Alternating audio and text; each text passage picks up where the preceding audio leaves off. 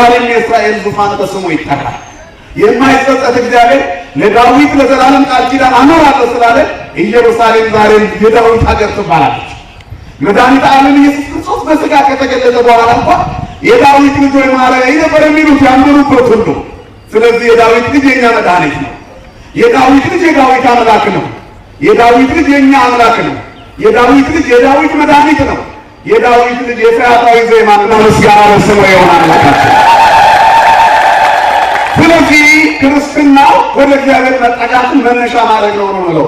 ወንድሞችና እህቶች ሰይጣን ይጫወትብናል ብዙ ጊዜ እግዚአብሔርን ስለመቅረብ ሳይሆን ኑሯችንን ስለማጀብ ቢዚ ያደርገናል። ከዛ ለእግዚአብሔር የሚሆን ጊዜ ሳንሰጠው ቤተክርስቲያን እንኳን በደም ነፍስ ተሳልመን እንሄዳለን። እሱ ኪሳራ አይደለም፣ ይጠብቀናል። ግን ወደ ዋናው ምዕራፍ ለመሸጋገር ከልብ የሆነ መቅረብ እግዚአብሔር ይፈልጋል። ጨለማን የሚያበራ መቅረብ፣ ሐዘን ትካዜን የሚያስወግድ መቅረብ፣ ወደ እግዚአብሔር መቅረብ። ቅረቡ አለ እግዚአብሔር ወይ ቀረበክሙ ነው። ለእግዚአብሔር እሺ ብለን ዓለምን የምንሸሽበት ወርወር ወደ እግዚአብሔር ወንደ ያብለው ወደ ሰይጣን ቅረቡ አለ እግዚአብሔር ወይ ቀረበክሙ ያዕቆብ 4:7 ላይ እግዚአብሔርን እሺ በሉት ሰይጣንንም ይበሉት። አዳምና ሔዋን መጀመሪያ ሰይጣን መጣና እግዚአብሔር ምን ሰጣችሁ አላላቸው፣ ምን ከለከላቸው አላቸው። ያጡትን ነገር እንዲያበሉ አደረጋቸው። ምን ሰጣችሁ ቢላቸው ይከስር ነበር። ቆጥረው አይጨርሱትማ፣ እስከ ዛሬም አይጨርሱትም። ከዛ ዘመን ጀምሮ የእግዚአብሔር ስጦታው ሲቆጠር ቢኖር አዳም ከተፈጠረ ጀምሮ ቢቆጥር እስከ ዛሬ አይጨርሰውም ነበር እና ሰይጣን ሰልችቶት ይሄድ ነበር። ስለዚህ ሰይጣንን የሚያሰለች ተፈጥሮ እኛ ውስጥ መኖር አለበት። ይሄ መዳናችን መኖራችን በራሱ ተአምር እኮ ነው። በምንሰማቸው ዜናዎችና ገበያውን አልፈን ስንመለስ በምናገኘው የኑሮ ውድነት ውስጥ መኖር እኮ አልነበረብንም። አስማት እኮ ነው የሚመስለው መኖሩ፣ ግን አይደለም፣ ተአምር ነው። ማን ስላለ ነው የምንኖረው? እግዚአብሔር ስላለ። እዚህ ውስጥ በእርግጠኝነት ጤፍ 400 ብር ገዝቶ የበላ ትውልድ አለ። 200 ብር ገዝቶ የበላ ትውልድ አለ። 80 ብር ገዝቶ የበላ ትውልድ አለ እዚህ ውስጥ። አሁን ደግሞ 2000 ስንት ገባ? ንገሩኝ። 2700 ገብቶ አሁንም አለ። ኑሮውን አስቡ። በ80 ብር ተወደደ ብሎ የኖረ ሰው በ2700 ብር አለ አሁን። ማን ስላለ ነው ያለው? የምር የካሳብ ከኛ መውጣት አለበት። አዳም ሲነቃልቅ ተነጠቀ፣ ለሰይጣን እሺ አለ። የመጀመሪያው የአዳም ውድቀት ሰይጣንን መስማቱ እኮ ነው። የእምነት መውደቅ ይባላል። የእምነት መውደቅ በምስራቃውያን ኦርቶዶክስ አብያተ ክርስቲያናት ትርጓሜ የመጀመሪያው የሰው ልጅ ውድቀት እምነት ነው። መታዘዝ አይደለም። አዳም ስላልታዘዘ አይደለም የወደቀው፣ ስላላመነ ነው። ሰይጣንን እሺ ብሎ ከመስማት በላይ እምነት መካድ የለም። ስለዚህ መጀመሪያ ሰይጣንን እንዳሰሙት ዓለምን አትስሙ። ይሄን ደግሞ ለማቆም ወደ ማን መምጣት ያስፈልጋል? ቅረቡ ሀቤው ያበረለክሙ፣ ወደ እሱ ቅረቡ ያበራላችኋል። መዝሙር 33 ላይ ወይታፈር ገጽክሙ፣ ፊታችሁን አያፍርም፣ እግዚአብሔር አያሳፍርም፣ አባታችን አያሳፍርም። ፈጥሮናል እኮ ዓለም የሂሳብ ቀመር ስትጨምር ኑሯችንን አትለካም። እግዚአብሔር ግን ዓለም ሰማይ ብታወጣው እኔ ያለሁላችሁ ይለናል። ክብርና ምስጋና ለስሙ ይሁን። ሁሉም አለን እንኖራለን። ስለዚህ የገበያውን ድምፅ ተውት፣ የዚህን ገበያ ድምፅ ስሙ። አሁን ያለነው እዚህ ገበያ ውስጥ ነው። ልንሸምት ጽድቅ የምንሸምተው ኃጢአት ሰጠን ጽድቅ ልንገዛ። እግዚአብሔር ኃጢአታችንን ሰብስቦ ይወስድና ጽድቅ ይሰጠናል። መንዳዘዝ ማለት ኃጢአትን፣ ገመናን፣ ሸክምን ቄስ ላይ ማራገፍ እኮ ነው። ካህን ላይ ታራግፉበታላችሁ። ቄሱ ላይ ቄሱ ተሰብስቦ ምዛዛያችሁ ሰብስቦ ይዞ ሄዶ መንበሩ ላይ ይደፋዋል። ከዚያ በኋላ እዛ ሲደርስ ብን ብሎ ይጠፋል ኃጢአት። እግዚአብሔር ሲነሳ የጠላት ሀሳብ ይበተናል። ይነሳ እግዚአብሔር ወይ ሰው። ስለዚህ ጠላት የሰበሰበው ነገር ነው። እኛ ይሄን ነገር በትኑት ምኑና ካህኑ ላይ ያኔ ወደ እግዚአብሔር የመቅረብ ህይወት ነው። አቤቱ ወደ አንተ እንድመጣ እዘዘኝ። ወደ ማን? ወደ እግዚአብሔር። ታሪኩ እንደዚህ ነው። መድኃኒተ ዓለም ኢየሱስ ክርስቶስ የመጥምቁ ዮሐንስን መታደድ ሰማና ስለ መጥምቁ ዮሐንስ ትውልደ አንስት አልቦ ዘየአብዮ ለዮሐንስ ወበመንግሥተ ሰማያት ዘይንእሶ የአብዮ በመንግሥተ ሰማያት ከእሱ ከሁሉ የሚያንስ ይበልጠዋል። ከሴቶች ከተወለዱት ዮሐንስን የሚያክል የለም። በማኅፀን ሆኖ ያመሰገነ በማኅፀን ሆኖ መቅደሱን ያየ ከእናቱ ማኅፀን ቅሬና አለ የድንግል ማርያምን የመንፈስ ቅዱስ እናቱን ማኅፀን ያየ የመቅደሱን ታቦት በኪዳኑ ላይ ከርቀት የተመለከተ ድምፅ የሰማ በእናቲቱ ድምፅ የልጁን ሕልውና ያረጋገጠ ድንግል ማርያም ስትናገር የሚወጣው ትንፋሽ በማኅፀኗ ካለው ከአምላክ የተሰጠ ነበርና አንፈራዘ ወሰከሰ ገና የእመቤታችንን የሰላምታ ድምፅ ኤልሳቤጥ ሰምታ እንደጨረሰች መጀመሪያ የዘለለው መጥምቁ ዮሐንስ ነው። ከሴቶች ከተወለዱት የሚያክለው የለም። በረከቱ በሁላችን ላይ ይደረግልን ወገናችን። ስለዚህ መሰከርለት። ዮሐንስ ይታረድ፣ አንገቱ ግን ርግብ ሆና 15 ዓመት ታስተምራለች። የዮሐንስ ሰማዕትነት ለዓለም ንቅናቄ ይፈጥራል። መጥምቁ ዮሐንስን የሚያክል ከነቢይ የሚበልጥ መሆኑን መሰከረና ወደ ምድረ በዳ ፈቀቅ አለ። ሲያስተምር ቆይቶ ስለነበረ ብዙ ሰዎች ተከተሉት ይላል። ሲከተሉት በታንኳ ተሻገረ። ደቀ መዛሙርቱ ሥራ በዝቶባቸው ነበረ። እረፍት ያስፈልጋቸው ነበረ። የሚወጡትና የሚወርዱት፣ የሚፈወሱት፣ የሚድኑት፣ የሚመላለሱት ስለበዙ ድካማቸውን አይቶ እንደገና ተሻገረ።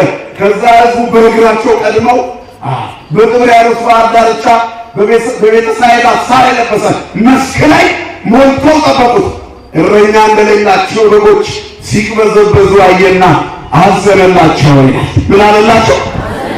ማን ነው ያዘነላቸው? እግዚአብሔር ያዝናል። ለድሆች የሚራራ አባት ያዝናል። ለአንቺ ያዝናል እግዚአብሔር። አንደኛ ጴጥሮስ ምዕራፍ 5 ምን ይላል? እርሱ ስለ እናንተ ያስባል። ሰዎች ስለረሱን እግዚአብሔር የረሳን ይመስለናል። የእምነት ኪሳራ የሚጀምረው እግዚአብሔርን በሰው መለካት ነው። በሰው ልክ አትያዙት። እግዚአብሔር ከአይኗችን በላይ ነው። እግዚአብሔር ከሀሳባችን በላይ ነው። እግዚአብሔር ከሕሊና አስቀድሞ የሚመረምር ከሀሳብ አስቀድሞ የሚያውቅ የውስጥን ጩኸት የሚያውቅ ነው እግዚአብሔር። እኛ ሳናስብ ቀድሞ የሚያስብልን። ስለዚህ አትጨነቁ፣ ስለ እናንተ ማን ያስባል? ይህንም በሉ ስትነሱባት ብዙ ሰይጣን የደረደረው መንገድ አለ። እግዚአብሔር ከኔ ጋር ነው። ማን ከኔ ጋር ነው? ክርስቲያን በተስፋ የተሞላ ሰብዕና ነው። ከዛ ቀና ሆናችሁ አሉ። እግዚአብሔር ቀኝ ይሆናችኋል፣ ኃይል ይሆናችኋል። ልክ ግራ ስንሆን ትቶን ይሄዳል እግዚአብሔር። ብዙ ዘመን ይጠብቀናል፣ ግን ጥሎን ለመሄድ እግዚአብሔር እንደዚህ ያለን ሰዎች በአንድ ቀን አይደለም ያልፈናል። ብዙ ጊዜ ስንቴ ካልፈናል፣ ስንቴ ካልፈናል። እኛ እንዴ ሁላችንም እናውቀዋለን። እኔ ሸክሜን አውቀዋለሁ። ቆሜ የምመሰክርለት እግዚአብሔር ስንቴ እንዳለፈኝ ያውቃለሁ። ገና ያልፈኝ አልከብደው ይሸከመኛል። እንዲህ አስቡ፣ አትከብዱ። ለሰው ቢተላለፍ ገመናችሁ እርቃናችሁ ትሄዳለ። እግዚአብሔር ግን ገመና ሸፋኝ ነው። ሰዎች የሰራነውን ኃጢአት ወንጀል ብንነግራቸው ፖሊስ ጣቢያ ያሳስብ ነበር። ፖሊስም ቢያገኘው ይከሰናል። ፖሊስ የማይከሰን መረጃ አጥሮት አይደለም፣ መረጃ አጥሮት ነው እንጂ እውቀት ኖሮት አይደለም። እግዚአብሔር ግን መረጃ አጥሮት አይደለም፣ የማይከሰን ገመና ሸፋኝ ነው፣ ተሸካሚ ነው፣ ይቅር ባይ ነው እግዚአብሔር። ስለዚህ ይቅር የሚል አባት ኃጢአታችንን ስንሰራ፣ ስንበድል፣ ስናጠፋ ችሎናል። ስለዚህ ቀናችን ቀና እንዲሆን ከእግዚአብሔር ጋር ነዋላ።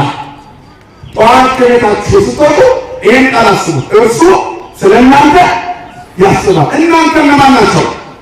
ንገሩኝ እስኪ። እናንተ የሚለው ማንን ነው?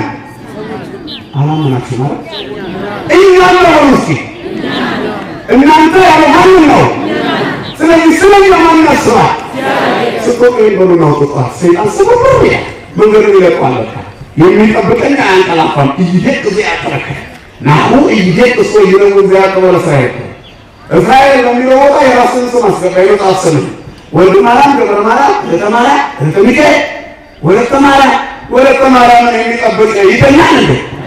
አይተኛ፣ አያንቀላፋም። ስለዚህ እኛን ለመጠበቅ ኑሯችንን አይለካም። እምነታችን በቂ ነው። ካመን ነው ለመልካም ስራ ከተጋር አቤቱ ያንተን ብቻ እግሮችን ፍታቸው፣ ሰንሰለቱን ከእግሬ አንሳልኝ፣ አለማዳን የሚሸጥ ጠረኔን አስወግድልኝ፣ ጀርባዬን መስጠት የጀመረ ሕይወቴን አርቅልኝ። እግዚአብሔር ሆይ ወደ አንተ እንድመጣ እዘዘኝ በሉት። ያኔ ከምናስበው በላይ የሚያስብልን እግዚአብሔር የታመነ ነውና የምንሻውን ብቻ ሳይሆን የሚያስፈልገንን ይሰጠናል። ክብርና ምስጋና ለስሙ ይሁን። አምላካችን አዘነላቸው። አዘነላቸው። እረኛ እንደሌላቸው በጎች ሲቅበዘበዙ አየን። ያዝናል እኮ እግዚአብሔር። ሰው ሲረሳሽ ያዝናል። ሲረሳ ስትረሳ ያዝናል። አብረው የኖሩ ፍት እንደሚያስፈልግ የሚያውቁ ትልቅ ደረጃ ላይ ያሉ ሰዎች ምናልባት የፍት አካላት ነን ብለው የሹመት ቦታቸው ላይ ሲቀመጡ አንተ ስትገፋ እያዩ ዝም ሊሉ ይችላል እያወቁ። እግዚአብሔር ግን ዝም አይልም። መገፋትህን ይቆጥርልሃል። እናም ስትወጣ የኔታኛ እግዚአብሔር ነው ብለውታል። ብዙዎች ሰዎች ያልፋሉ። የማያልፍ እግዚአብሔር ግን ቀን አሳልፎ እኛን ያሳየናል። ስንቱን ዘመን አልፈናል። ገና ብዙ ዘመን እናልፋለን። ማን ካለ ከእኛ ጋር? እግዚአብሔር ካለ። ስለዚህ እግዚአብሔር ጠባቂዬ ነው፣ እረኛዬ ነው፣ አይተኛም አያንቀላፋም በሉ። እኛን ተኛለን እንጂ እግዚአብሔር ተኝቶ አያውቅም። አይኖቹ ከእኛ ላይ አይነቀልም። ጠባቂያችን ነው። ምናችን ነው? እግዚአብሔር እረኛዬ ነው፣ የሚያሳጣኝ የለም። ለመለመ መስክ ያሳድረኛል፣ በዕረፍት ውኃ ዘንድ ይመራኛል። ነፍሴን መለሳት ሜጣ ለነፍሴ ወመሃኒት ነው ተሰጠ በእንተ ስመ ዚአሁ። ነፍሴን መልሶ ስለ ስሙ መራኝ። ስለ የትኛው 40 ቀንና 80 ቀን ስለታተምኩበት ስሙ። እኛ እኮ የእግዚአብሔር ስም በእኛ ላይ ተጽፏል። ስለ እግዚአብሔር እኮ የታተመበት ዜጋ እኮ ናት። ይሄን መታወቂያ ልብ ውስጥ ነው የያዝከው። የአንገታችን ማይተብ የሰማይ መታወቂያ ኪሳችን ውስጥ እኮ መታወቂያ አለ። በአደጋ ጊዜ የሚጠራ ዘመድ ስም አይደለም። ቀበሌው የኛ ኃላፊ ሆኖ መታወቂያ ሰርቶልናል። ግን በቀበሌው ውስጥ ስንኖር ደግሞ ሌላ ዋስ አዘጋጅቶልናል። ራሱ ቀበሌው ኃላፊያችን እንደገና ዋስ እኛ በኩል የሚጠራ ዋስ። እኛ ዋሳችን የአደጋ ጊዜ መጣያችን ድንግል ማርያም ናት። መታወቂያችን ደግሞ በዋሌታችን የምንይዘው ሳይሆን ልጇ የተሰቀለበት አንገታችን ላይ ያለው ማይተማችን ነው። እንታረድበታለን እንጂ አንበጥሰው ያልነው ማለት ነው። ክብርና ምስጋና ለስሙ ይሁን። ስለዚህ መታወቂያ ያለን የሰማይ የዚህ መስቀል ጠላቶች ብዙ ናቸው። እኛ ግን የዚህ መስቀል ወዳጆች ስለሆነ የሚጠብቀን ንገሩኝ እስኪ የሚጠብቀን ምን ሆነ? አይተኛም። አያችሁ ብዙዎች ጠላት ይሆናሉ። እስመ ብዙኃን እለ ይሐውሩ ዘከመ እነግርክሙ ዘልፈ ወኢዜኒ ገሃደ እነግረክሙ ዘከመ እሙንቱ ጸላይቱ ለመስቀለ ክርስቶስ ነው። ብዙዎች አስቀድሜ እንደነገርኳችሁ አሁንም እነግራችኋለሁ። ክርስትናችሁ እንዲዛነፍ ከእግዚአብሔር ጋር ያላችሁ ፍቅር በርቀት እንዲሆን መንፈሳዊነታችሁ እንዲላላ ብዙ ጠላቶች ይነሱባችኋል። ወደ እግዚአብሔር እንዳትቀርቡ አዘዘን እንጂ እንዳትሉ ወደ አንተ እንድመጣ ሳወኘው ፍቅር እንዳትሉ ብዙ ሰዎች ይነሳሉ። እያለቀስኩ ልንገራችሁ፣ እነሱ የመስቀሉ ክርስቶስ ምኖች ናቸው። ጸላይቱ ለመስቀለ ክርስቶስ እነዳሪቶሙ ለሕክምና ወእለ ከርሶሙ ያመልኩ ወክብሮሙ ሐሳሮሙ ወእለ የሄዱ በውስተ ምድር። መጨረሻቸው ጥፋት ነው። ሆዳቸው አምላካቸው ነው። ክብራቸው በኖራቸው ነው። መጨረሻቸው ጥፋት ነው። ለእኛስ ወለነፍሰ ዘውስተ ሰማያት ሀገርነ። የእኛ ግን አለ የአንገት ማዕተብ ያሰርነው ለእኛ ሀገራችን በሰማይ ነው አለ። ክብርና ምስጋና ለአምላካችን ይሁን። ስለዚህ ጌታ ሆይ ወደ አንተ እንድመጣ ዘጠኝ ትልቅ ክብር ነው። የሚራራልህ ይህን አምላክ አትለየው። ድምፁን ስላሰማ ልብ ውስጥ እኮ አለ ክብሩ እንኳን ማመን መቻላችን ራሱ መኖሩ እኮ ነው። ስንት ድንዙዝ አለ መሰላችሁ? አምላክም የሌለው ስሜትም የሌለው። እኛ እኮ ስሜት አለን አምላክ ስላለን። ስለዚህ መከራ ሲገባ ሀዘን ይሰማናል። ትልቅ ስሜት ነው። ምንም የማያስቡ ሰዎች እኮ አሉ። ጨለማና ብርሃን እነሱ አንድ አይነት ነው። ሁለቱም ማታ ነው። ኃጢአት ሲኖሩበት ነው የሚኖሩት። ያልነጋላቸው ሰዎች አሉ።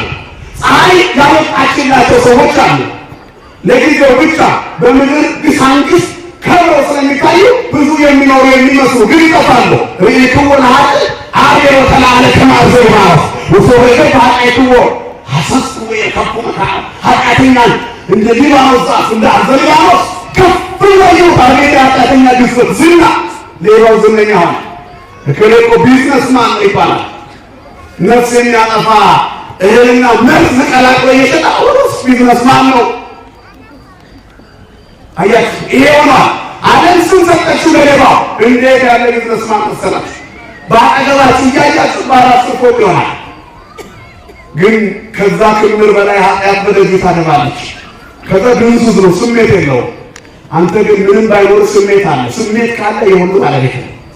ሃይማኖታዊ ስሜት የሁሉ ባለቤት ነው። ምንም የሌለም ስንሆን ሁሉ የኛ ነው አለ ቅዱስ ጳውሎስ። እኛ ሁሉ የኛ ነው። በሕይወታችን ውስጥ ተካፍለን የምንበላ ሰዎች ሁሉ የኛ ነው።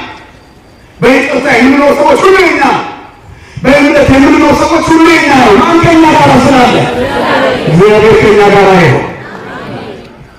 ሁሉ የኛ ይሆናል። የሚራራልን ስላለ፣ የማያንቀላፋው አባት ስላለ አዘነላችሁ። ሲያስተምራቸው ቆየ። መሸም መድኃኒዓለም ካለ ሌሎችም ይነጋል አይደለም። ስምጥልመትን እይጠልን ባህቤ የዓለም ብርሃን እኮ ነው። ብርሃነ ጽድቅ እግዚአብሔር ለኩሉ ሰብ ዘይመጽእ ሳል ለሰው ሁሉ የሚያበራ እውነተኛ ብርሃን ወደ ዓለም የመጣ መድኃኒተ ዓለም ክርስቶስ ካለ ጨለማ በሱ ዘንድ ከቶ አይጨልምም። ወሌሊትኒ ብሩህ ከመ መዓልት፣ ሌሊቱም ለቀን ብርሃን ነው። ማን ስላለች? ማን ካለ ከእኛ ጋር? ይህን አትርሱ። እግዚአብሔር ካለ ከእኔ ጋር ጨለማዬን ያበራል። ክቡር ዳዊት እግዚአብሔር አምላኬ ጨለማዬ ምን ያደርጋል? እቺ ጨለማ የምትለዋን ነገር በሕይወታችሁ የሚገጥሙትን ጽልመቶች በሙሉ ያዙት። ማጣት ጨለማ፣ ጤና ማጣት ጨለማ፣ የአእምሮ ማጣት ጨለማ፣ የሰላም ማጣት ጨለማ፣ ፍቅር ማጣት ጨለማ። እነዚህ ሁሉ አስወግደው ማን ያበራልናል? ማን ያበራልናል? ጨለማችን እግዚአብሔር ጨለማችንን ያበራል። ከመከራ ስጋት ያሳርፋል። ለልብ ጸጥታ፣ ለህሊና ሰላም፣ ለመንፈስ መረጋጋት ማን ያበራል? እግዚአብሔር ከኛ ጋር ይሁን። አብራችሁ ብሎ ፀሐይ መጥለቅ ስትጀምር መድኃኒተ ዓለም ክርስቶስ ያስተምር ነበር። ደቀ መዛሙርቱ ቀርበው ጌታ ሆይ በዚህ ምግብ ስለሌለ ወደ ከተማ ሄደው ምግብ እንዲገዙ ህዝቡን አሰናብት አሉት። እንደ የሚበሉትን ስጧቸው እንጂ። ደስ የሚለው ቃል ያለው እዚህ ጋር ምን ስጧቸዋል? አረ የለን እንዴ ለእያንዳንዱ እንኳን ይህን ያህል ዲናር ብናወጣ ለዚህ ህዝብ የሚበቃ ከየት ይገኛል? ከተማ ሄደን ሆቴሎቹን ብንበረብር ማለም ምግብ ለመጽሐፌ ይሰግዶ ወያውጣታ ዮሐንስ ወንጌል ምዕራፍ 6 ቁጥር 36 ላይ ወደ እኔ የሚመጣው ከቶ ወደ ውጭ አላወጣው። በምድረ በዳ ግማሽ ሚሊዮን ህዝብ የኤርትራን ባህር አሻግረው ያንን የቃዴስ በርኔን በረሃ ሰንጥቀው ሲያልፉ ከሲና ከሚፋጀው ከሲና ተራራ ስር የበረሃውን አሸዋግነት ሳያዩ ከሰማይ መና እየበሉ ከሚያቃጥለው አለት ላይ ቀዝቃዛዋ እየጠጡ ኖረዋል አባቶቻቸው። ይህንም በዜና ሰምተዋል። ስለዚህ በፊት በዜና የሚያውቁት ታሪክ እዚህ ጋር ይደገማል ብሎ ማሰብ ያሳዝናል። በምድረ በዳ በሙሴ እጅ የመገበ እግዚአብሔር ከራሱ እጅ ያጣል ብሎ ማሰብ የእምነት መላላት ነው። ሰው በእምነቱ ሲላላ ሃይማኖቱ ሲረግብበት ስለ እግዚአብሔር ያለው ግንዛቤ በልኩ ይሆናል። ብዙ ጊዜ ሰዎች የእምነት ኪሳራ የሚገጥማቸው ስለ እግዚአብሔር ያላቸው ግንዛቤ ሚዛናዊነት ያጣ ሲሆን ነው። እግዚአብሔር እኛ በምንኖረው ኑሮ የሚለካ ያለ አሁን እንኳን ያለነው ማን ስላለ ነው ብለናል። እግዚአብሔር ልካችንን ያወጣል እግዚአብሔር። ስለዚህ ዙሪያሽ ላይ ባሉት ነገሮች ውስጥ ተመስገን ነው። ሰው ስለበላ ብቻ ተመስገን ማለት ያለበት ስላበላ የሚያመስገኑ ሳይበላ በሰላም አድሮ ከነጋ እንዴት ሰላም አለ መሰላችሁ? ሳይበላ ነግቶ ጠዋት ፀሐይ ከሞቀ ሰውነቱ ካልሞተበት እርቦኝ ነው ራስ አልበላም የተኛሁት ብሎ ሰውነቱ ካልተካከመበት ምን ይበል እግዚአብሔር? ንገረኝ እስኪ ምን ይበል? ምንም አይበል። በቃ ዝም ይበል። ምን ይበል? ንገረኝ እስኪ። ተመስገን ይበል። ጥርሴ ባያላምጥም በልቻለሁ። ሙሴ 40 ቀን ሙሉ ተራራ ላይ ከእግዚአብሔር ጋር አወጣ። ተነቃነቀ ይላል ለመጽሐፋችን። በጭራሽ ሲወርድ እንደውም ሲበሉ ከቆዩት ይልቅ የሱፊት እንደ ፀሐይ ያበራ ነበር። ሙሴ እግዚአብሔርን አነጋግሮ ሲመለስ እስራኤላውያን በሥጋ ዓይናቸው ሊያዩት የማይችል ብርሃን ሆነባቸው። ተገርበው በነ ሙሴ ተገርበው ተሸፈነ። አንተን ማየት የሚችል አይደለም። ሰው በሥጋ ሲሆን ዓይኑ የእግዚአብሔርን መልክ ቀርቶ የእግዚአብሔር ሰዎች ማየት አይችልም። በመንፈስ ቅዱስ ግን ስንሆን በመንፈሳዊ ሕይወት ስንመላለስ እግዚአብሔርን እናየዋለን። ጭንቀትን ያራግፈውን አምላክ ሲያየን የሚያይልንን አምላክ ሰውዬ ክርስቶስን አገኘሁት አለ። የት አገኘው? ቤተክርስቲያን ቅዳሴ መካከል ካህኑ ሲባረኩ በእጃቸው ላይ እጁን ሲያኖር አየዋል። ከዛ ምን አደረግ? ህዝቡ እንደሚሆነው ሆንኩ። እንዴት? ሁሉንም ሲባረክ አየኝ። አየ? አዎ። ታዲያ ነገሩን ችግር አልነገርኩትም። ለምን? አይቶኛላ። ካየኝ ይበቃል። እግዚአብሔር ይወሉናችንን ሆኖች ሲያየኝ አይደለም እግዚአብሔር የቸገረን ነገር የቸገረሽ ነገር ምንድነው? ቢልሽ እግዚአብሔር አሁን መጥቶ ዋናውን አትናገረው፣ ሹፈሩን ነው የምትናገረው። ብዙ ጊዜ የጎደለብንን እንኳን አናውቀውም። የሚያስፈልገንን አናውቀውም። የሚያስፈልገንን ከኛ በላይ ማን ያውቃል? ሳንለምነው ይሰጠናል። ወዘእንበለ ንስአሎ ይሁን ፍጡራን ሳንለምነው የምንሻው ይሰጠናል። የሚያስፈልገን ከሆነ ካጥቀምን አይሰጠንም። የእግዚአብሔር ቸርነትና ደግነቱ የሚለካው በመስጠቱ አይደለም፣ በመከልከሉ ጭምር ነው። መስጠቱ ደግነቱ፣ መከልከሉም ደግነቱ ነው። ሞት ይሆናል እኮ አንተ ብትጠይቀው፣ እሳት ይሆናል የምትጠይቀው፣ እስራት ይሆናል የምትጠይቂው፣ ጉስቁልና ይሆናል እኮ የጠየቅሽው። በማር የተለወሱ ብዙ መርዞች አሉ። ማሩን አይተሽ በሬ ሆይ ጥሬ ሆይ የሚል ተረት ታውቃላችሁ አይደል? ሳሩን እበላ ብለህ ምኑን ሳታይ ገደሉን ሳታይ ሰርጎ የበቀለበት ገደል አለ። ሳሩ በጣም ያምራል። ብልጥ ብልጦቹ ሌሎቹ እንስሳት ዳርዳሩን በልተው ትተውታል። በሬ ሆይ የዋሁ ደሬና እናንተ ሮጦ ሳሩ ውስጥ ገባለሁ ሲል ገደል ገባ። ስሜታዊ ክርስቲያኖች አሉ። ሁላችንም ስሜታዊ ነው። ይህንን ስለሚያውቅ እግዚአብሔር ስሜታችንን ባለመስጠት ይገባውና በመከልከል ውስጥ ይፈታል። ክብርና ምስጋና ለስሙ ይሁን። ሸራታችን ስለዚህ ሲያይ ያይና አየኝ። ሲያየኝ አይቶልኛል። እኔ የቸገረኝ ብለው ብዙ የቸገረኝ ልረሳው እችላለሁ። ካየኝ ይበቃል ካልኩት ከምፈልገው በላይ ይሰጠኛል። ነቢዩ ሰሎሞንን ከአባትህ ከዳዊት ጋር እንደሆንኩ አለ፣ ንግሥና ላይ እንደወጣ ከአንተም ጋር እሆናለሁ፣ አደርግልህ ዘንድ የምትሻው ምንድን ነው አለ። ሰሎሞን አልቆጠረም። ይህን ስጠኝ አለ። የአባቱ የዳዊት ልጅ አባቱ በዝማሬ ተባረከ። ሰሎሞን ደግሞ በጥበብ ሊባረክ ምን አለ? አቤቱ አምላኬ የአባቴ የዳዊት አምላክ እግዚአብሔር ሆይ እኔ እኮ መግቢያና መውጫዬን የማላውቅ ብላቴና ነኝ። ስለዚህ ሕዝብህን እንዳስተዳድር ከፈቀድክ አንተን የማላማርበት ሕዝብህን የማስተዳድርበት ብቻ ስጠኝ፣ አንተ ምራኝ አለ። ሰሎሞን የጠየቀው አንድ ነገር ነው። መሪ ካረከኝ አንተን የማላሳዝን ይሆናል። መጀመሪያ ክርስቲያኖች ወደ እግዚአብሔር መቅረብ ነው ሕይወት። መጀመሪያ ይህንን ሙላልኝ አትበሉት፣ ያንተ አድርገኝ በሉት። የእግዚአብሔር ስንሆን የእግዚአብሔር የሆነው የማን ይሆናል? የኛ ይሆናል። ባህር ላይ እንራመዳለን፣ በአሳው ውስጥ እንዘምራለን፣ እሳት መካከል እናሸበሽባለን፣ አናት ውስጥ ተንተርሰን እንተኛለን፣ በዘንዶ ቅጠል ተራራ እንወጣለን እንዳሉ ማጠጋቢ ማን ከኛ ጋር ካለ? ይህ ሁሉ ከተፈጥሮ ሕግ በላይ መሆን ነው። እግዚአብሔር ከኛ ጋር ነው። ኤልያስ ሰማይን ደጎመ፣ ዝናብ እንዳይዘንብ። እሱም እኮ ምድር ላይ ከሚኖረው ህብረተሰብ አንዱ ነው። ግን ቀንቶ ስለሆነ የሚያደረገው እግዚአብሔር ኮራት ስፍራ አዘጋጀለት። በኮራት ስፍራ ውስጥ ንጹህ ቀዝቃዛ የምንጭ ውሃ ጠጣ። የሚበላውን ቁራዎች እያመጡ ሰጡት ከቤተ መንግስት። ትርጓሜያችን የሚናገረው ከቤተ መንግስት አንድም እህል እየወቁ የሚኖሩ በቅዱስ ስፍራ የሚኖሩ መልካም ሰዎች ነበሩ። እያዘጋጁ በደብረ ቅዱስ ያሉ ቅዱሳን ይሄ ለኤልያስ ነው ይሉ ነበረ። ማን ነግሯቸው? መንፈስ ገብቶላቸው ኤልያስ ኮራት ስፍራ ውስጥ ሲበላ ለእግዚአብሔር አልታዘዝ ያለ ህዝብ ሜዳ ላይ ይሞታል። ሜዳ ላይ ከመውደቅ ይሰውርናል። ስንታመንበት ያውራላ ሜዳ ምሽጋችን ስንረሳው ይህን መካከል ረሀብተኞች እንሆናለን። በግን ገበታ ፊቱ ቀርቦ የሚራብ ስንት አለ መሰላችሁ? የሰለጠነው ዓለም ላይ የሚኖሩ ሰዎች ጥያቄያቸው ምግብ አልበላ ላይ ደስ አይለኝም ነው። ሁሉም ሳይካትሪስት አላቸው፣ ግን ጤና የሚገኘው በሳይካትሪስት ብዛት አይደለም። አንድ ሰው ሳይካትሪስት ጋር መጣ። ከዚያ በኋላ ሳይካትሪስቱን አናገረው። እየሰማችሁ ነው? መድኃኒዓለም ውስጥ ጠቃታችሁን ይስማናችሁ። ሳይካትሪስቱን አናገረው። ሳይካትሪስት ማለት የስነ አእምሮ ሐኪም ማለት ነው። ሰዎች ያለባቸውን የስነ ልቦና ችግር ለመፍታት ከዚህ ዓለም ጥበብ የዛቀ ነው። አይተችም። ትምህርቱ ጥሩ ትምህርት ነው። የነሱ ማማከር ግን ተግባራዊ የሚሆነው መንፈሳዊነት ባላቸው ሰዎች ላይ ነው። ለሌሎቹ ማስታገሻ ይሆናል እንጂ ሕክምና አይሆንም። ትክክለኛው ሕክምና ከመድኃኒተ ዓለም ክርስቶስ የሚገኘው መድኃኒትነት ብቻ ነው። ያን መድኃኒት ራሱ ነው። የምንወስደው መድኃኒታችን ክርስቶስ ነው። ህመማችን ደግሞ በመንፈስ መርከስ ነው። ፈውሳችን መቀደስ ነው። ስንቀደስ አዲስ እንሆናለን። አይደለም እንዴ? እኛ አዲስ ስንሆን ሰማይ ይታየናል። ሰማይ ሲታየን ምስጋና በመናፈቅ በምድር ተረጋግተን እንኖራለን። ይሄን ዓለም እንንቀዋለን። ቅዱሳን ዓለምን ንቀው ይኖራሉ። ለምን? ያኛውን ያሳያቸዋል እግዚአብሔር። በጸሎታቸው ውስጥ ያኛው ሲታያቸው የምግብ ሰዓት አይደለም የሚረሱት፣ ምግብ ይረሳሉ። ሙሴ ተራራ ላይ ምግብ ረሳ።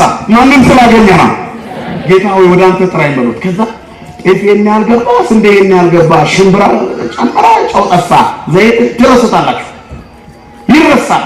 እግዚአብሔር በመንፈስ ቅዱስ ኃይል ሲዳስሰን የስጋችን ይረሳናል። የስጋችን የሚረሳ መርሳት ማለት ስለምንተወው ነው። ባለመብላት ውስጥ እንበላለን ማለት ነው። ምግባችንን ማን ይሰጠናል? ራሱ የህይወት መናችን እኮ ነው።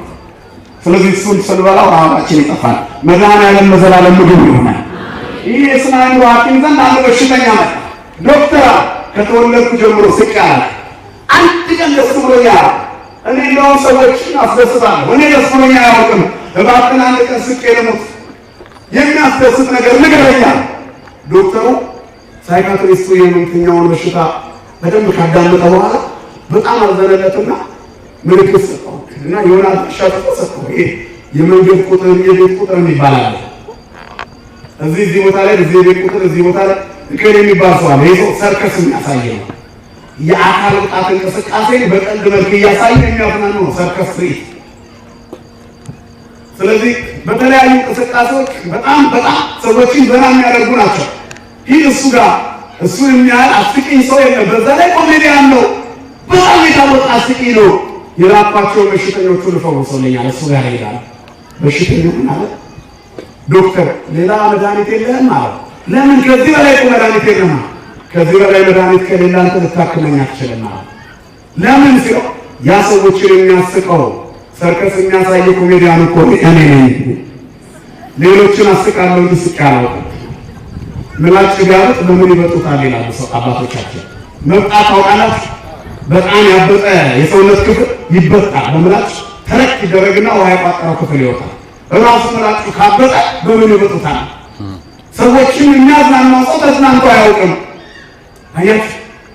የአባይ ልጅ በዋጥ ሞት ማለት ነው። ኋላ መጠማት እግዚአብሔር ከዚህ ሰው ሆነላቸው። ቤተ ክርስቲያን ውስጥ እየኖሩ ያለ ሃይማኖት የሚመላሱ ሰዎች እኮ አሉ። 12 ዓመት የቤተክርስቲያን ዘበኛ ሆነ ሰውየው በ13ኛው ዓመት ጥሩ ደግሞ ሲሰጡት የጴንጤዎች ዘበኛ ሆነ። ከዛ ወደ ጴንጤ ሆነ። እዛ ችግር የለም እሱ ጋር በ15ኛው ቀን ፓስተር ሆነ። ምን ችግር አለ? ከብሔራዊ ቲያትር የሚመጡ ከሙዚቃ ትምህርት ቤት የሚመጡ ዘፋኞች የሚሆኑ በማግስቱ እኮ ነው ቸርቻቸውን የሚከፍቱት። ታድለው እንደዚህ የሚቻል ወንዶላችን ነቢያት አንሆንም ነበር እንደ ያካችሁ እንዴ? መጀመሪያ የዘፈነበት ላሉ ሳይለቅ እኮ ነው ፓስተሩ ነው ሲፈውስ የምታዩት።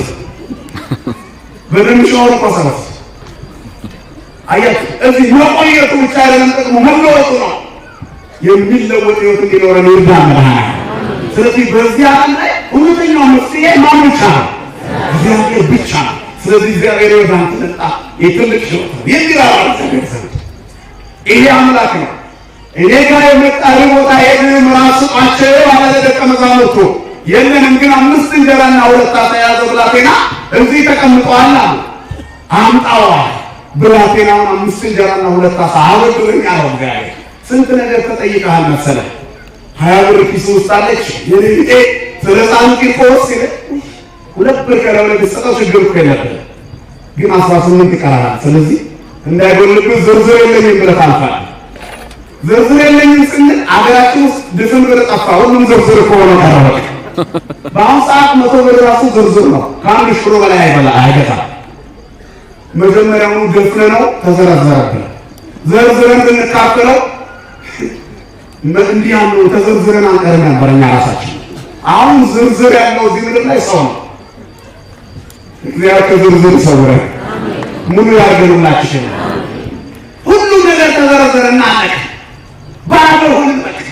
ዝርዝር አላስ ምትሉት የኔ ይስጥባችኋል። እነሽን እንደናንስሙን ያልተረሳችሁ እና ስልጣን አራሳችሁ ቆዩ እኮ ረሳናቸው። ሀብታሙን እኮ እንዲህ የ10 ሳንቲም ቦታ 100 ብር ስለያዙት እና 10 ሳንቲም ረሳናቸው። አልከ አያቶቼ ጠይቃቸው ከዛ በታች ነው የሚያደርጉት። ዓለም ይሄን ነው ያለች። አስቡ እግዚአብሔር የተሻለ ዘመን ያምጣል። አያችሁ። ስለዚህ የወረቀት ሀሳብ ከኛ ይራቅ። ማን ይሁን ከኛ ጋር በቃ ነው ነፍሳቸው እግዚአብሔር ሙሉዎችን ነው ለኛ ጣጣና ሳይቆጠሩ በወንዶች ቁጥር 5000 ሰው በላ። ከዚያ 12 መስዋዕት ተረፈ። ለሕፃኑ ብላቴና ምን አጥዋላ ሰው መስዋዕት ተረፈ ማለት ትርፋፊ እንዳይመስላችሁ ያልተነካ ሁሉም በልቶ ጠግቦ ከ5 እንጀራ ላይ ያልተነካ ንጹህ 12 መስዋዕት ተረፈ። ክብርና ምስጋና ለአምላካችን ይሁን። ደነገጡ። እንደዚህ አይነት ተአምር ተደርጎ አያውቅም። መጽሐፍ ላይ እንኳን ያዩት ከሰማይ መና እንደ ድንብላል ያለ መና እየወረደ እየዞሩ ይደቅሙ ነበረ።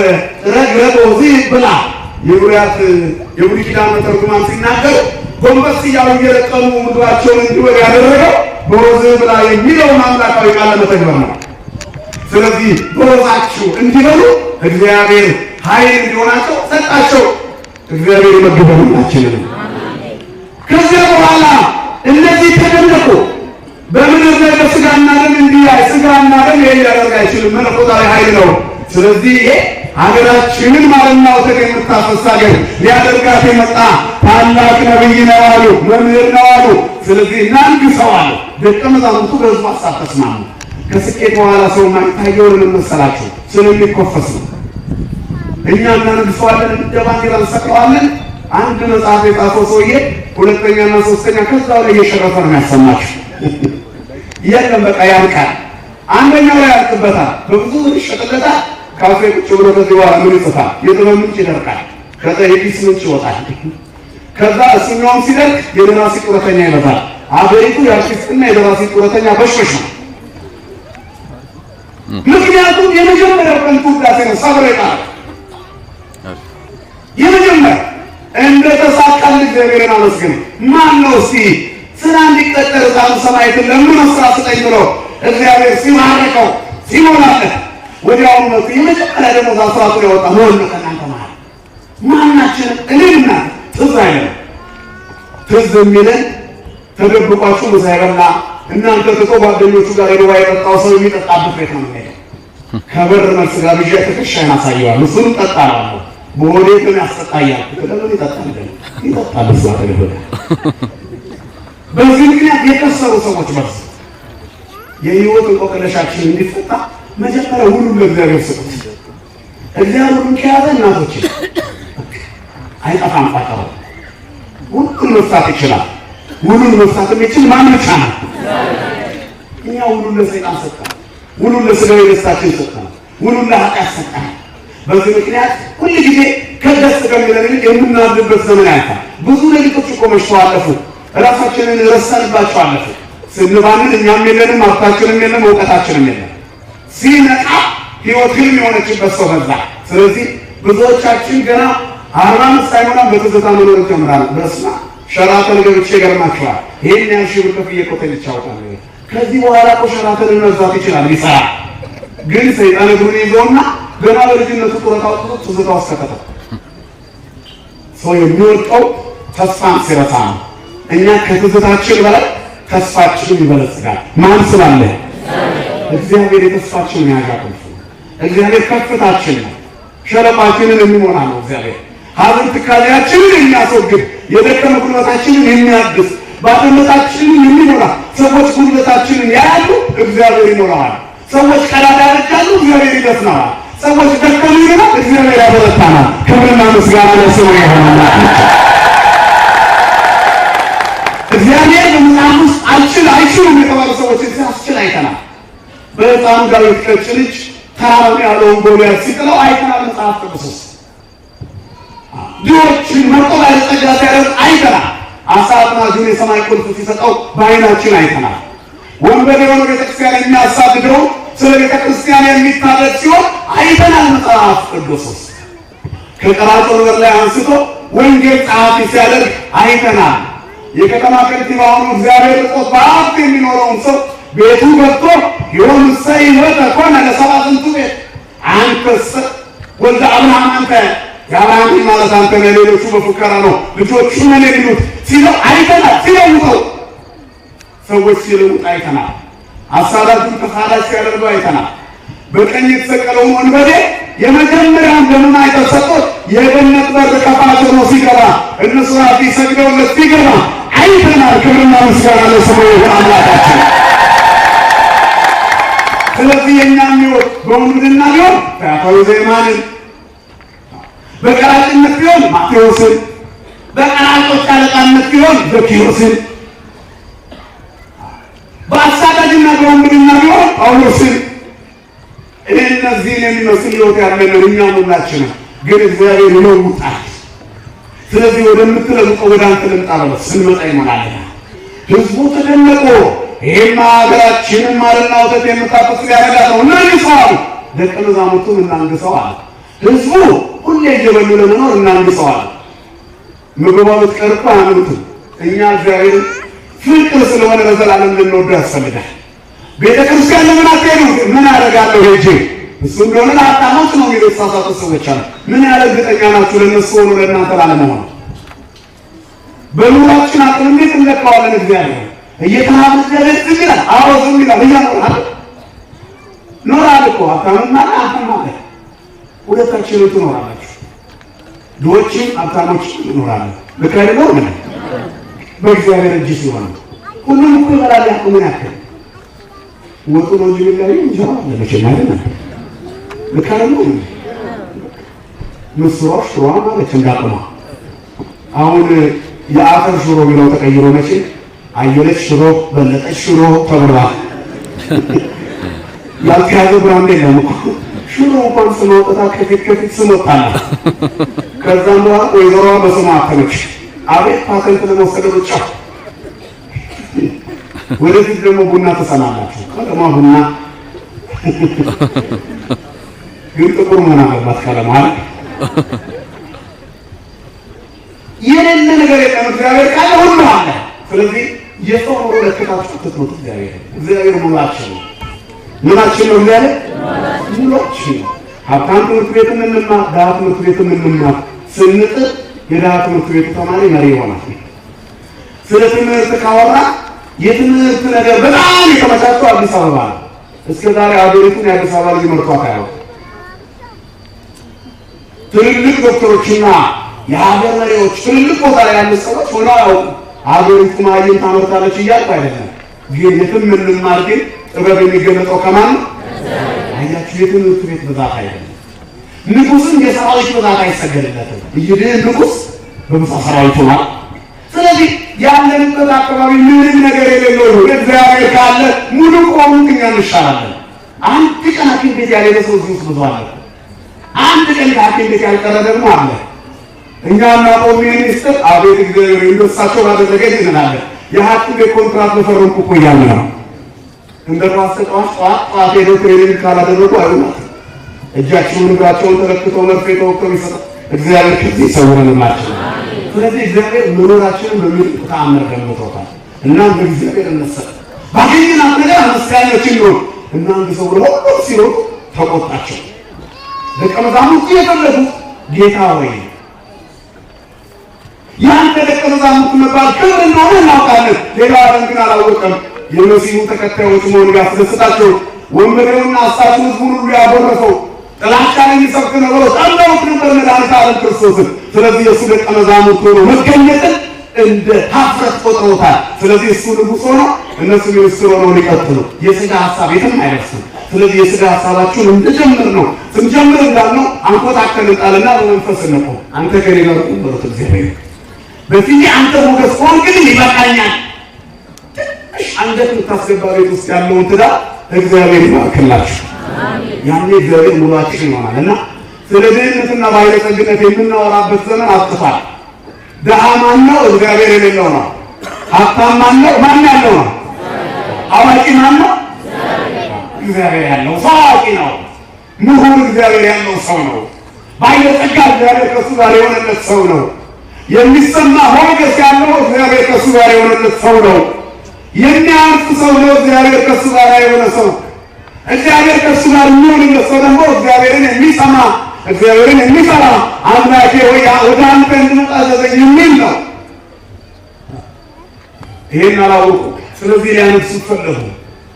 መንፈሳዊነት የምድርን ጥላቻ በመሸሽ ውስጥ ከሆነ ኪሳራ። ሰዎች አቦ እንዲሉ ሰባኪ መሆን የለብንም። መሰደድ አለብን እኮ። የማደጋችን ምልክት መነቀፍ፣ የማደጋችን ምልክት መተቸት ነው። ግን ሰው የተተቸውን ሆኖ እንዳይገኝ እግዚአብሔርን ጠብቀኝ ይላል። ዋና እነገሌ ሰደቡኝ ብለን የሚከፋን ከሆነ ብላሽ ማን ተረፋ ነው? ፌስቡክ ላይ የተረፈ ሰው የለም። ጳጳሱም፣ ቄሱም፣ መነኩሴውም ፓትርያርኩም ጠቅላ አፈር ግን ያስገጠናቸዋል። እኛም ላይክና ሼር እያደረግን ሸሩም ሼር አድርገን ይኸው ከችግር ጋር ሼር አድርገን እየኖርን ነው። እኛ ከመዓት ጋር ሼር አድርገን የእግዚአብሔር ቁጣ እየወረደብን ነው። መድኃኒዓለም ወደ ራሱ ያቅርብ ነገሮች። የምንሰማቸው ዜናዎች ሁሉ አስደንጋጭ ናቸው። የምንወዳቸው ወንድሞቻችን ከስራችን እየሾለኩ ይሄዱ። አብረናቸው አውደ ምሕረት የቆምናቸው ባልንጀሮቻችን በዚህ 10 ዓመት የሉም። ግማሾቹ ሞተዋል፣ ግማሾቹ ክደዋል። ይሄ እኮ ለእኛ ማስጠንቀቂያ ነው። ቅኖች ሆነን ካልቀጠልን እኛ አንኖርም እኮ የእግዚአብሔር ሰዎች። ዛሬ እናንተ የተቀመጣችሁበት ቦታ ላይ ማን ተቀምጦ ነበር? የዛሬ 5 ዓመት የሉም ሰዎቹ። የት ሄዱ እነዛ ሰዎች? እልልታቸው ግቢውን የሚያናገሩ ሰዎች ለምን ወሰዳቸው እግዚአብሔር? የእኛስ ጉሮሮ ምን ነው ደረቀ? ለመልካም ነገር ብቻ የሚጮህ የነበረ የእናቶቻችን ድምፅ ምን ነው ልጆች ላይ አላርፋለ? ያለፈው ትውልድ አንድ ሰፈር ውስጥ ያለፈው ትውልድ አሁን ደግሞ የሚተካው ማዕት የሚያመጣ ትውልድ ከሆነ ኪሳራ ነው። ስለዚህ ይህን ኪሳራ ለማስወገድ ሰዎች ወደ እግዚአብሔር ይቅረቡ፣ ተነጋገሩ። እናቶች እንሂድ ቤተክርስቲያን ተባሉ። ነፍሳቸውን ይማረውና ወይዘሮ ገሊ በሞገስ የሄዱ ደግሞ ፍልቆ ሕፃኑ ሰማዕት ሞገሱ ናቸው ነው እርግጠኛ ነኝ ብሎ በሰማይ እየዘመሩ ናቸው የሞቱት እናቶች። ስለዚህ እኛም ሞት አይቀር ሰማይ ላይ ለመዘመር ከሕፃኑ ሰማዕት ዋስትና ለማግኘት ወደ ቤተክርስቲያን እንሂድ ተባባሉ። እሺ እግዚአብሔር እሺ ይላል።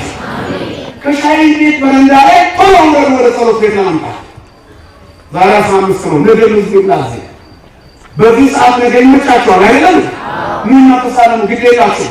የዛሬ 100 ዓመት እዚህ ጋር የቆመ አንድ ጻድቅ አለ። የሱ በረከት ይዛችሁ ሄዱ። አንድ አቡነ ዘበሰማያት አለ። የሚያነሳው የሚፈልግ ስትቆሙ ስትጸልዩት ይዋሃዳችኋል። ኤክስፐራይድ ማለት ነው እኮ እዚህ ቤት ያለው አቡነ ዘበሰማያት የማያልቀውን በረከት ተፈሱ። ዓለም ላይ ብዙ ቆየ፣ ግን ጥሩ አልነበረም። እግዚአብሔር ቤት ግን አንድ ቀን እንኳን ብዙ እንኖራለን። ከአይላፋት ይልቅ የአደባባይ አንዲት ቀን በአንድ እንኳን ከመቀመጥ ይልቅ በእግዚአብሔር ቤት ጣል ዘንድ መረጥኩኛል። ስለዚህ ነገን የምንፈራበት ሕይወት ዓለም ነው። ነገን የምንናፍቅበት ሕይወት ክርስትና ነው። ክርስትና ደግሞ አገሸ ገዳም አይደለም፣ ወያ አይደለም፣ እንደ ባንዲራ መስቀል አይደለም። ሂዱ አላቸው ደቀ መዛሙርቱ ሊያደርሱት ሲሉ ሂዱ፣ በእኔ መነቀፍን ከጠላችሁ ሂዱ። አሁን ግን ወደ ማለው እንዲታዘዙ ግድ አላቸው ይላል በመጽሐፍ ቅዱስ ውስጥ። እግዚአብሔር አስገደዳቸው የሚለው ቃል የተጻፈው አንድ ጊዜ ብቻ ነው፣ እዚህ ቦታ ላይ ብቻ። ምክንያቱም ስጋዊ ኃይል ሲያይ እግዚአብሔር ይገስጻል፣ የዲያብሎስን አቅም ይገስጻል። መድኃኒዓለም ስሙ ለዘላለም የተመሰገነ ይሁን። ስለዚህ የዲያብሎስን ኃይል የሚገስጽ ሰብዕና ያስፈልጋቸዋል። ምንም ሳንሰራ አንተን የመሰለ ሰባኪ የለም ስንባል አበጥም አብጠን አወለቅ ነው ከሚሰ ያሳደገን አዋጣ ያሳደገን ህዝብ ላይ አበጥንበት። ይሄ እኮ ማለት ደደብ ነው።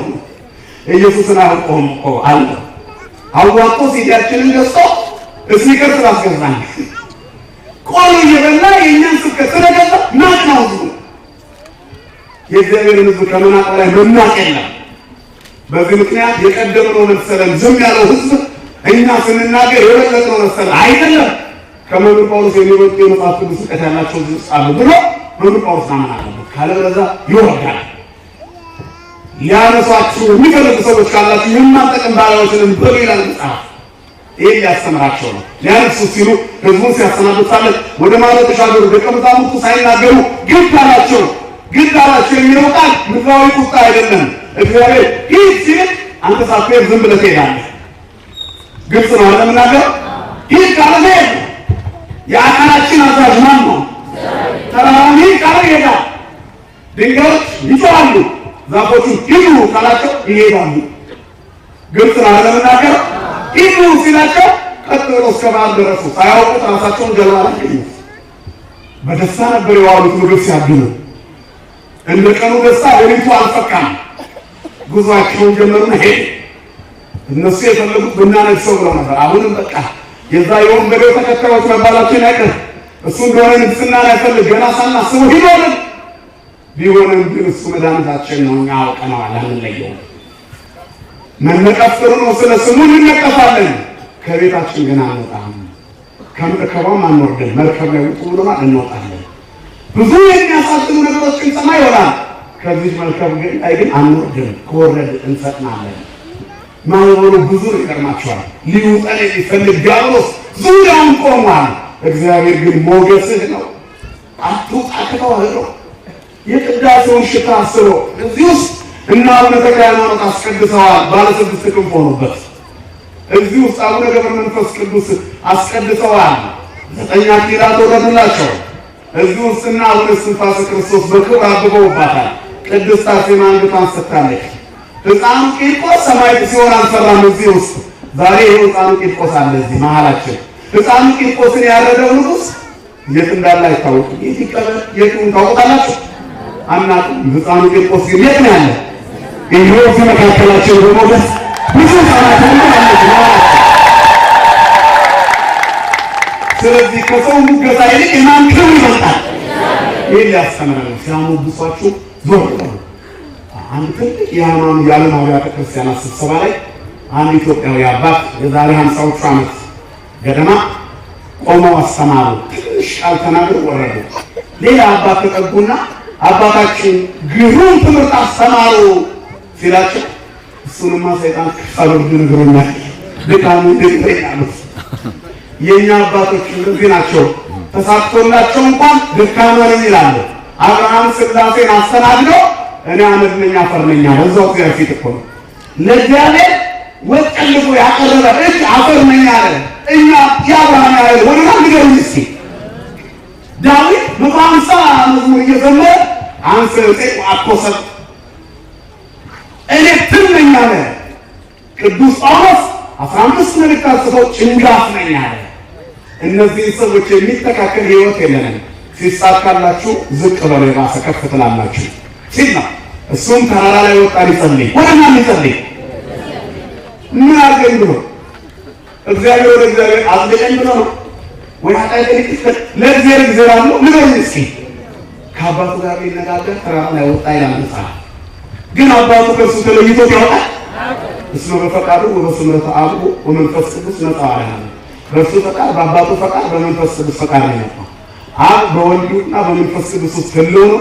ወልድን በአብና በመንፈስ ቅዱስ መንፈስ ቅዱስን በአብና በወልድ ሶስት አካል አንድ መለኮት አንለይም። ያለን ለየት ያለን መጣ በፍጹም ተዋህዶ አምላክ የሆነው እግዚአብሔር ከአባቱ ከባህሪ አባቱ ከባህሪው ከመንፈስ ቅዱስ ጋር አንድ ነው። አንድ ግልጽ ማለት ሰው ሶስትነት አለው አለው።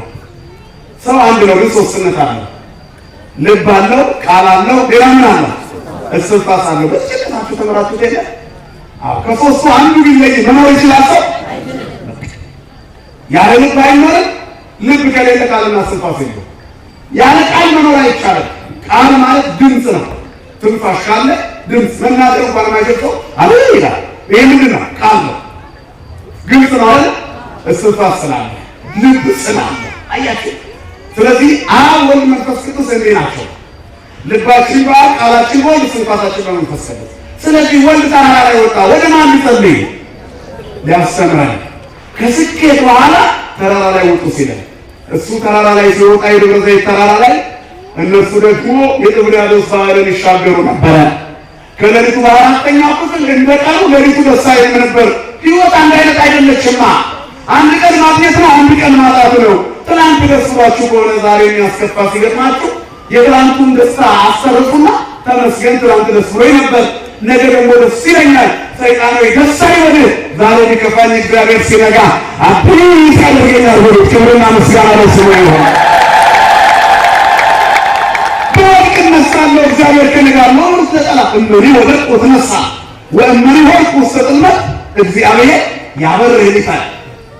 ጠላቴ ሆይ ደስ አይበልህ፣ በወድቅ እነሳለሁና በጨለማም ብመላለስ ማን ያበራልኛል አለ። እግዚአብሔር ብርሃኔ ስለሆነ ደስ አይበለኝ። አሁን ጨለማ ያለ ጊዜያዊ ሐዘን ነው። ጥቂት ጊዜ ማዘን አለ፣ ግን እግዚአብሔር ሲነጋ አዲስ ያደርገናል። ደቀ መዛሙርቱ ይህን ስላወቁ ማዕበሉ ሲያስቸግራችሁ ዋና ይችላሉ፣ ከመርከቧ እንውረድ አላሉ። ደጅ ወጥቶ ኑሮ የለም አትውጡ ከዚህ ቤተ መቅደስ። ብዙ የሚያስፈሩ ነገሮች ተሰሙ ይሆናል። ማህበራዊ ድረገጾች ያስደነግጣሉ። ቢሆንም ሕይወት ያለው እዚህ ቤት ውስጥ ነው።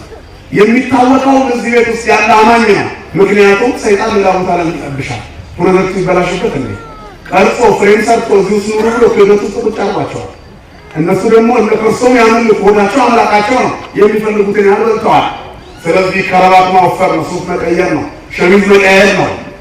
ከማካከል ወደ እንደወረዱ ቸርች ገብቶ መጾም ይቻላል። እዚህ ቤት ግን አይቻልም። የአምልኮ ልብስ አላት ቤተክርስቲያን፣ የቅዳሴ ልብስ አላት፣ የስብከት ልብስ አላት አይደለም። የማስቀደሻ ልብስ አለው። ምንም እንኳን ነጠላ ለብሰው ብቻ ይቆማል። እናቶቻችን መስቀል ያለበት ጥበብ ለብሰው ይቆማሉ። ይህንን ለማስወለቅ ሰይጣን ቤትኛውም መንገድ ሊወጣ አይችልም። ሊወልቁ ያሰቡ ሊያስወልቁ ያሰቡ ጸጋቸው ይወድቃል፣ እነሱ ይወድቃሉ። እግዚአብሔር ግን በክብር በሞገስ በዚህ መቅደስ ውስጥ ለዘላለም በቅዳሴው መታሳቱ ሆናለቱ እየከበረ ይኖራል። ስለዚህ እዚህ ቤት ለዘላለም እንኖራለን። እናንቱ ሰይታጎ አንተ ፈተ ይሄዱ ያልፋሉ። ቤተክርስቲያንን የሚገፋ ሰዎች እኛ እንኖራለን፣ እነሱ ያልፋሉ፣ አንተ ትኖራለህ ይላል መጽሐፍ። ስለዚህ እኛ እንኖራለን። ማን ጋር ቀርበን እንኖራለን? አንወጥን ከመርከቧ ደቀ መዛሙርቱ መርከቧ ላይ ሆነው በከፍተኛ ወጀብ ታስረው የሚጠብቃቸው አይን ከርቀት ማየት ጀመረ። የሚጠብቀን አይተኛም ብያቸው። ስለዚህ በሚያስፈራ ወጀብ መሃል ሲመጣ ምትሃት መሰላቸው። ፍጹም አልጠበቁ። ምክንያቱም እሱ ተራራ ላይ ወጥቷልና ከተራራ ወርዶ ይመጣል ብሎ ማን ያስባል? በየት በኩል አቋርጠው ከደብረ ዘይት ወደ ጥብርያዶስ በጣም ሩቅ ነው። ደብረ ዘይት ለኢየሩሳሌም ይቀርበናል። ባሉ ሁሉ እናስና። ስለዚህ መምጣት አልቻሉም።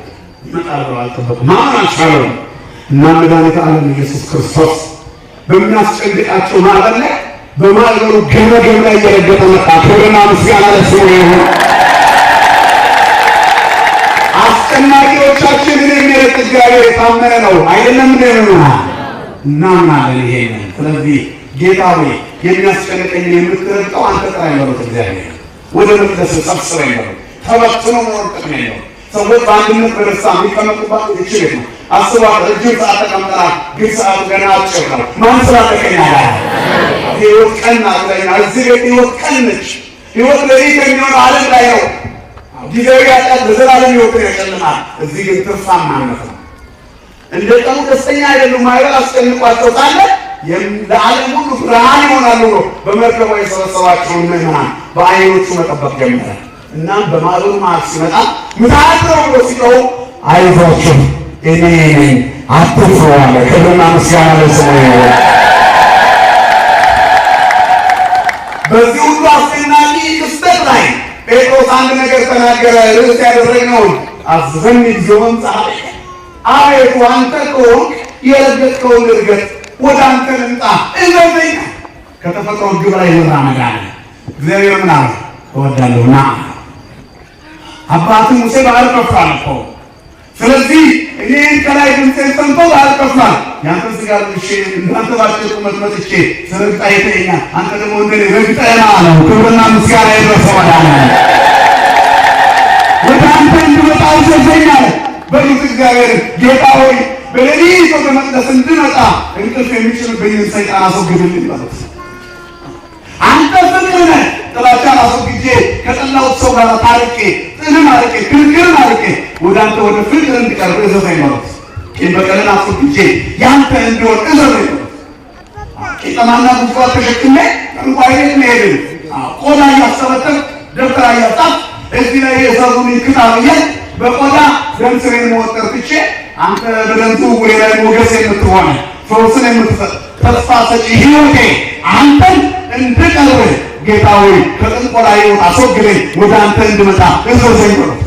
ሥጋዊ ስልጣን ምድራዊ ምቾትን ተጠቅሜ ድሆችን እየበደልኩ የምኖረው እኔ ካለኝ እኩሌታ ለድሆች እከፍላለሁ እንዳለው እንደ ዘኬዎስ ያስቀየምኩት የቀማሁት ካለ 4 እጥፍ እመልሳለሁ እንዳለው እኔም ፍቅር ገብቶኝ አይኖቼ ጸንተው ልቤ ንጹሕ ሆኖ እያስቀደስኩ ቆርቤ እንድኖር ወደ አንተ እንድመጣ እዘዘኝ በሉት እግዚአብሔር። ወንበዴ እንደነበረው እንደ ቅዱስ ጳውሎስ ስትመልሰው ለቤተ ክርስቲያን ክብር የሚቆም እንደሆነው የውንብድና ሕይወቴ ትቼ ወደ አንተ እንድመጣ እዘዘኝ በሉት። ዘመኗን በሙሉ በዝሙት ኖራ አንተን ስታገኝ በገሊላ መንገድ ላይ 7ቱን ዓለምን ታረቂያለሽ። በትንሣኤ ከሰው ሁሉ በፊት እንድታይ ሞገስ የሆንካት የትላንቷ ዘማዊት የዛሬዋ ቅድስት መግደላዊት ማርያምን እንደመለስካት እኔም ሕይወቴ የተበላሸ ነውና እንደ መግደላዊት ማርያም ዳሴ ወደ አንተ ልምጣ። ለውጠኝ በሉት። እግዚአብሔርን ፍቅር ነው ይለውጣል። ክብርና ምስጋና ለስሙ ይሁን። የሚለውጥ አባት ነው። እኛ እኮ ሰው እንጠራለን። አሁን ስለ መግደላዊት ማርያም ስናወራ ያቺ እንዲህ የነበረችው እዚህ የገባችው በዚህ ወጣችው በቀደመው ነው ነው። አሁን እዚህ ውስጥ እዚህ የታወቀ አንድ አቆራጭ ማድረግ መቼ የነበረ ሰው ከበሮ ሲመጣ ብታዩ ይሄ እኮ የከሌ ልጅ ነው ትላላችሁ። የትያ የከሌ ልጅ ነው ከሌ ነው አከሌ ልጅ ያቡሪው አዎ አያችሁ ቆይታ ልኩን ይለቱን ከተባለ ግን የድሮ ታርቆ አይቀርም። እግዚአብሔር ግን መግደላዊት ማርያም ዘማዊት ነበረች። ከኋላ ግን እግዚአብሔር ሲያገኛት ምን ተባለች? ቅዱስ መግደላዊት ማርያም። ክብርና ምስጋና ለስሙ ይሁን። በትናንት ፋይላችን የማይጠራን እግዚአብሔር አንተ ይቅር ስትል የምትረሳ አባት ነህና ወደ አንተ እንድንመጣ ዘዘኝ። ቁስል ሰውነታችን ላይ ወጥቶ ሲድን ጠባሳ ያስቀራል። እግዚአብሔር ግን ኃጢአት ያቆሰለንን እኛን ሲፈውሰን ጠባሳ ያስቀረን ነው። ትለውጣለሽ። ፍጹም የሚለውጥ አባት እኮ አብርሃም ጣዖት ነበረ። አሁን አብርሃም አብርሃም የሁሉ አባት ሆነ። የጋብቻ ምርቃት ምሳሌ ሆነ። የትልልቅ አባቶች ምሳሌ ሆነ። ይስሐቅ የተስፋ ልጅ ምሳሌ ሆነ። አያችሁ እግዚአብሔር ዘርን ይባርካል። ታሪክ ይቀይራል። ስለዚህ ወደ ቁርባኑ ነው፣ ወደ ቅዳሴው ነው። አንዳንድ ቀን ከበሮ እየሰማችሁ አትተኙ። መሀል የተጸየ ሲቆም በወራ ጽጌ ነው ሕፃኑ ሰማይ በሌሊት የሚቀርብ ከሆነ 4 እና 5 እናቶች ብቻ ቆሞ የካህናቱን ማህሌት የሚያዩ ቦታ ይጥበብ። ልክ ግቢው በሌሊቱን ሙሉ እንዲህ ሙሉ ይሁን። መንፈስ ቅዱስ ይጠብቀዋል። ቤቱ የእኛን ሚኒት ይባርከዋል። ሰው ሲመጣ ይቀየራል። ማህሌት እየሰማ አይተኛም። አማኝ እግዚአብሔር ካገኘ በኋላ እንቅልፍ የሚባል ይጠፋል። ድካም ይወገዳል። ማን ካለ ከእኛ ጋር? አንተ ብርታቴ ነህ፣ ጉልበቴ ነህ፣ ኃይሌ ነህ። ወደ አንተ እንድመጣ እዘዘኝ። ጴጥሮስ እወዳለሁ ና አለው እግዚአብሔር። ጴጥሮስ መጣ። ይገርማል። ጴጥሮስ ባህሩን ሲያይ ሰመተ፣ መድኃኒቱን ሲያይ ተንሳፈፈ። ባህሩን ሲያይ ሰመተ። ዓለምን እያዩ የሰመጡ ካህናት ብዛታቸው፣ ዓለምን አይተው ትንሽ ሆነውን ዓለም ብለው ቆባቸውን የጣሉ የድሮ መነኮሳት ብዛታቸው። እዚህ ቤት ውስጥ እግዚአብሔር ምስለ ኩልክሙ ሲሉ የክርስቶስ እንደራሴ ሆኖ እንዳላረቁ ኢየሱስ ነፃ አወጣኝ ብሎ ከረባትና ሱፍ ለብሶ ትከሻቸው ላይ አልቆም ብሎ፣ ምክንያቱም ያ ትከሻ የሚሸከመው የቅዳሴ ልብስ ነበር። የዓለም ቲሸርት ረግቦባቸው እንዴት ያሳዝናል። እየሰመጠ የነበረውን ጴጥሮስ ሆኖ የቀረዋል። ጴጥሮስ ግን ብልህ ነው። መስመጥ ሲጀምር ጌታ ሆይ ዓለምን ሳይጠፋ ሳበኛ ነው። እግዚአብሔር ይሳበሩላችሁ። አውጣኝ አለው። አንተ ምን የተጎደለ ያለና ብድግ አድርጎ አወጣው። እግዚአብሔር ያወጣው ማን ይመልሰዋል? ማን? እግዚአብሔር ያወጣን ከሁላችሁ ከተመሰቃቀለ ጎዳና እግዚአብሔር ያወጣን። የጴጥሮስ ሕይወት የኛ ሕይወት ነው። ትናንትና ሰንበት ተማሪ ነበር። አሁን እንደ ጴጥሮስ ማዕበሉን አይተን ሰምጠናል። ጠፍተን እንዳንቀር አልፎ አልፎ ሰርክ ጉባኤ እንመጣለን። ከዛም በኋላ ገመድ የሚያህል ነጠላ አንገታችን ላይ አስረን የከበሮ እሹ እናሳያለን። እንዴ ምን ነው ነጠላው አጠረባት? ከበሮ ሲመጣ ጎበዝ የድሮ ሰንበት ተማሪ ነች። የድሮ ቋንቋ ነው። እዚህ ቤት ውስጥ ሁሉ ጊዜ አዲስ ነው። በእግዚአብሔር ዘንድ ትናንትናም ዛሬም ነገም አንድ ነው። ክርስቶስ አለ ወይ ሄዱ? ኢየሱስ ክርስቶስ ትናንትናም ዛሬም እስከ ዘላለሙ ያው ነው። ክብርና ምስጋና ለስሙ ይሁን። ስለዚህ ኑ በመንፈሳዊ ማህበራት ውስጥ ያላችሁ እግዚአብሔር ሆይ መቅደስ ውስጥ ቆመን ጽዋውን እንጠጣ ዘዘነበረ። ያኔ ማይበሩ የፍቅር ማይበር ይሆናል። ውስኪ የሚረጭበት፣ ጠጅ የሚፈስበት፣ ደሃ የሚረሳበት አይሆንም። ሀብት የሚታይበት አይሆንም። የጽዋ ማይበሩ የኑሮ ደረጃ ያላቸው ሰዎች ብቻ ተሰብስበው የሚጠጡት ኃይለኛ እኮ ነው ውስኪ ነው አሉ። የዓለም ዝና ብቻ የሆነበት ጽዋ ማይነበዛ በዚህ ሰማይ ልታስብ ገብርኤል ልታስብ ሚካኤል ልታስብ ኪዳነ ምሕረት ልታስብ ድሃ ተሸኝቶ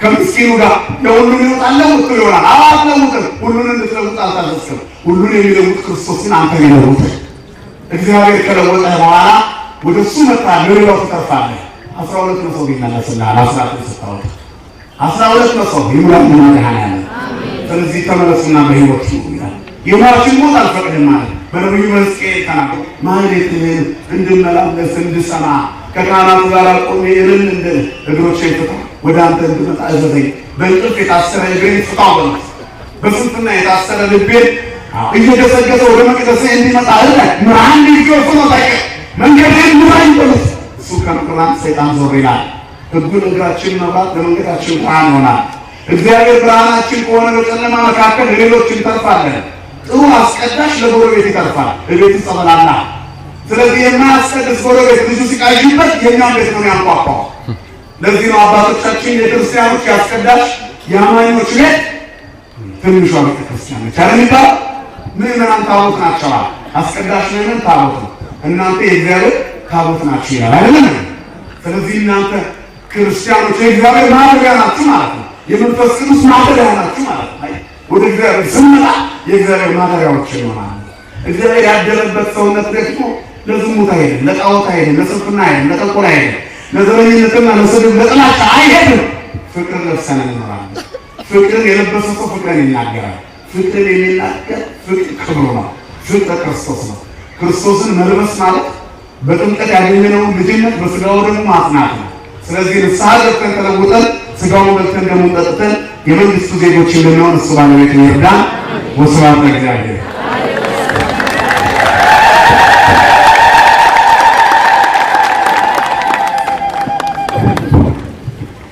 የመከረን ያስተማረን አባታችን አምላካችን ልዑል እግዚአብሔር ይክበር ይመስገን። መምህራችንን ቃለ ሕይወት ያሰማልን፣ ቃለ ሕይወት ያሰማልን፣ የማታልፈውን መንግስቱን ያውርስልን።